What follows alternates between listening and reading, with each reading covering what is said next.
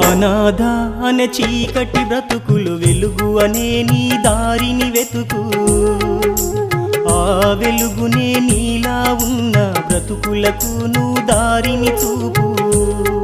ఉదయించే సూర్యునివై నీవెప్పుడు వెలుగుతూ ఉంటే అమాస చీకటిలోన ఆరని వెలుగువు అయితే నీ జన్మకు కొత్త వెలుగునిచ్చిన అమ్మాత్మకు శాంతి కలుగురా.